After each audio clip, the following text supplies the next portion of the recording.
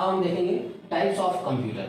ठीक है, तो कंप्यूटर के टाइप्स को 3 भागों में बांटा गया है। पहला मतलब टाइप्स को ही पहले 3 भागों में डिवाइड किया गया, उसके अकॉर्डिंग उसके टाइप को बांटा गया है। सबसे पहले मैकेनिज्म मतलब कार्य प्रणाली कि आपका कंप्यूटर किस तरीके से कार्य करता है, उसके अकॉर्डिंग उसको 3 भागों में बांटा गया है। दूसरा होता है पर्पस। ठीक है, कंप्यूटर को उसके उपयोग के आधार पर, उसके उपयोग के आधार पर 2 भागों में बांटा गया है। और तीसरा कंप्यूटर को उसके साइज के आधार पर मतलब अन्य भागों में बांटा गया है। सबसे पहले हम देखते हैं कार्य प्रणाली के आधार पर कंप्यूटर 3 प्रकार के होते हैं, एनालॉग, डिजिटल और हाइब्रिड।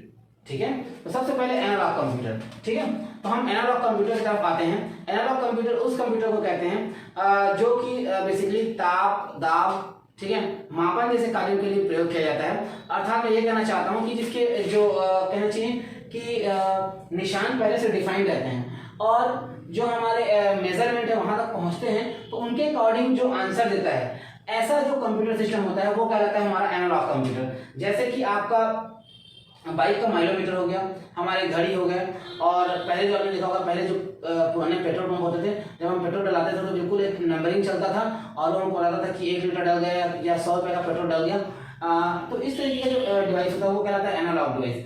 आपको मैं बता दूं, एनालॉग कंप्यूटर वर्तमान में बंद नहीं हुआ है। ठीक है, कृषि कार्यों के लिए या फिर मौसम विज्ञान, इन सब जगहों पे अभी भी एनालॉग कंप्यूटर का ही प्रयोग किया जाता है। दूसरा होता है हमारा डिजिटल कंप्यूटर। डिजिटल कंप्यूटर हम उस कंप्यूटर कहते हैं जिसका जो आंसर है बिल्कुल परफेक्ट होता है और जो कि डिस्क्रीट वैल्यू देता है। डिस्क्रीट मतलब अगर 12.5 तो 12.5, 13 तो 13, वहां पर किसी प्रकार का कोई कंफ्यूजन नहीं होगा कि 12.5 है या फिर 13 है। ठीक है, जैसे आज के दिन आप पेट्रोल पंप में जाएंगे और पेट्रोल भरवाते हैं, तो अगर आपने 100 रुपये का पेट्रोल लिया तो वहां पर वो क्लियर कट बताएगा कि 1 लीटर एंड पॉइंट के साथ कितना पॉइंट हमको एक्स्ट्रा पेट्रोल मिला, उसके बारे में कंप्लीट डिजिटल आंसर जो मिलता है। आपने बाइक का माइलोमीटर भी देखा होगा।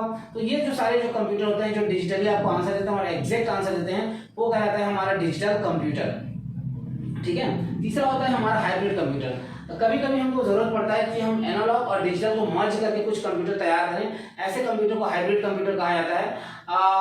आईसीयू में मतलब हॉस्पिटल में आईसीयू में जिस कंप्यूटर का प्रयोग किया जाता है, जहां पर एनालॉग कुछ फंक्शंस एनालॉग की तरह होते हैं, हमने देखा होगा कि कुछ लाइंस ऊपर नीचे होते रहते हैं, वो एनालॉग होते हैं, और एक जगह पे जो बीपी या फिर पल्स जो है वो नंबर पे लेते रहता है। ठीक है, तो हम ये कह सकते हैं कि ऐसे कंप्यूटर में एनालॉग और डिजिटल दोनों का प्रयोग करके एक कंप्यूटर बनाया गया जो कहलाता है हमारा हाइब्रिड कंप्यूटर। ठीक है, तो यहाँ पर आप देख सकते हैं मैकेनिज्म के आधार पर 3 computer, analog computer, digital computer और हाइब्रिड कंप्यूटर। ठीक है, इसके बाद हम चलते हैं पर्पस के आधार पर। पर्पस के आधार पर 2 प्रकार के कंप्यूटर होते हैं, जनरल पर्पस कंप्यूटर और स्पेशल पर्पस कंप्यूटर। तो जनरल पर्पस कंप्यूटर उस कंप्यूटर को कहते हैं जिसको जनरली हम खरीद कर लाते हैं और किसी भी प्रकार का उपयोग अपने घर में करते हैं, गाना सुनने के लिए, गेम खेलने के लिए, मूवी देखने के लिए। ठीक है, मतलब उस कंप्यूटर का कोई स्पेसिफिक यूज नहीं होता, हमको जो भी काम करना होता है और जो उस कंप्यूटर से हो सके, ऐसे कंप्यूटर को जनरल पर्पस कंप्यूटर कहा जाता है। दूसरा होता है हमारा स्पेशल पर्पस कंप्यूटर। ठीक है, स्पेशल पर्पस कंप्यूटर मतलब एक ऐसा कंप्यूटर जो कि स्पेशली उसी टास्क के लिए बनाया गया होता है। जैसे सबसे पहले आप देख सकते हैं एक्सरे मशीन, एमआरआई मशीन, ठीक है, और पेंटिंग के लिए या 3D इमेज बनाने के लिए पेंटर्स के द्वारा उपयोग किया जाने वाला मशीन। ठीक है, या फिर आप ये देख सकते हैं कि जो एल्बम वगैरह तैयार किया जाता है स्टूडियो वगैरह में, वो एक स्पेशल पर्पस कंप्यूटर का उदाहरण है। ठीक है, कंस्ट्रक्शन के लिए 3D इमेज तैयार करने के लिए, ऑटोमोबाइल में, कैड में जो उपयोग किया था, ये सारे मशीन अपने विशिष्ट कार्य के लिए जाने देते हैं, इसीलिए इसको विशिष्ट उद्देश्य कंप्यूटर में रखा जाता है और ये सिर्फ पर्टिकुलर उसी काम को करेंगे। आप अगर ये सोचें कि इसमें कुछ और करूँ तो ये संभव नहीं है। ठीक है, तो ये हमारा स्पेशल पर्पस कंप्यूटर। अब हम आते हैं साइज के आधार पर कंप्यूटर। ठीक है, तो साइज के आधार पर आता है सबसे पहले हमारा माइक्रो कंप्यूटर, वो कंप्यूटर जो आकार में सबसे छोटा होता है। ठीक है, वो कंप्यूटर जो आकार में सबसे छोटा होता है, जिसको हम आसानी से एक जगह से दूसरी जगह शिफ्ट कर सकते हैं और सामान्य कार्य के लिए प्रयोग किया जाता है। जैसे आपका हो गया डेस्कटॉप, लैपटॉप, पाम टॉप, ठीक है, पर्सनल डिजिटल असिस्टेंट, जो आजकल छोटे छोटे डिवाइसेस होते हैं जिसको हम अपने कार्य के लिए उपयोग करते हैं। आपका मोबाइल एक पर्सनल डिजिटल असिस्टेंट में भी लगभग काउंट किया जाता है। तो ये सारे जो डिवाइसेस हैं ये माइक्रो कंप्यूटर की श्रेणी में आते हैं। ठीक है, आकार में बहुत छोटे होते हैं और इनकी जो क्षमताएं भी बहुत ज़्यादा नहीं होती हैं। आपका सामान्य रूप से आपका कार्य हो जाए बस इतनी इनकी क्षमताएं होती हैं। ठीक है, दूसरा है हमारा वर्क स्टेशन। वर्क स्टेशन दिखने में बिल्कुल माइक्रो कंप्यूटर जैसा होता है, परंतु इनकी क्षमताएं, ठीक है, इनकी क्षमताएं मिनी कंप्यूटर से ज्यादा कम होता है, परंतु माइक्रो कंप्यूटर से ज्यादा होता है। ठीक है, और वर्क स्टेशन का प्रयोग कहां पर होता है? ठीक है। तो मैं आपको बता दूं वर्क स्टेशन ऐसे जो सर्वर, ठीक है, ऐसे सर्वर जो कहीं एक जगह पे स्थापित हैं, परंतु हम चाहते हैं कि इन कंप्यूटरों का प्रयोग, सॉरी, इस सर्वर का प्रयोग अगर भारत के एक जगह पे लगा है तो भारत के सभी जगहों पे हम चाहते हैं कि इसका उपयोग हो, तो हम उस सर्वर को तो हर जगह नहीं ले सकते, परंतु वर्क स्टेशन हर जगह पे स्थापित कर सकते हैं। वर्क स्टेशन सर्वर से कनेक्ट होगा और वर्क स्टेशन के माध्यम से हम सूचनाओं को सर्वर से वर्क स्टेशन और वर्क स्टेशन से सर्वर तक ला सकते हैं। जैसे कि एक टिकट बुकिंग अगर हमको करना हो, ठीक है, और सर्वर हमारा दिल्ली में लगा हुआ है, तो चंपा में भी बैठ के, जांजगीर में बैठकर, बिलासपुर में बैठकर, रायपुर में बैठकर हम टिकट बुकिंग कर सकते हैं। सारा का सारा डाटा आके सर्वर पे स्टोर होगा, तो ये हमारे कहलाएंगे वर्क स्टेशन, ठीक है। परंतु लगातार जो माइक्रो कंप्यूटर है इनकी शक्ति में बहुत ज़्यादा विकास हो रहा है, जिसके कारण लगातार वर्क स्टेशन की जो उपयोगिता है वो धीरे धीरे समाप्त होती जा रही है और हम कहीं ना कहीं इसको खत्म करने के दिशा में है, ठीक है। क्योंकि माइक्रो कंप्यूटर जो है वो मिनी वर्क स्टेशन के बहुत सारे काम को संभाल रहा है और माइक्रो कंप्यूटर का जो ग्राफिक्स सिस्टम बहुत स्ट्रांग है, ठीक है। तो लगभग वर्क स्टेशन इसी दिशा में जा रहा है, ठीक है, कि हम माइक्रो कंप्यूटर का उपयोग कर रहे हैं। तीसरा आता है mini computer. Mini computer micro और वर्क स्टेशन दोनों से बहुत ही अधिक शक्तिशाली होता है।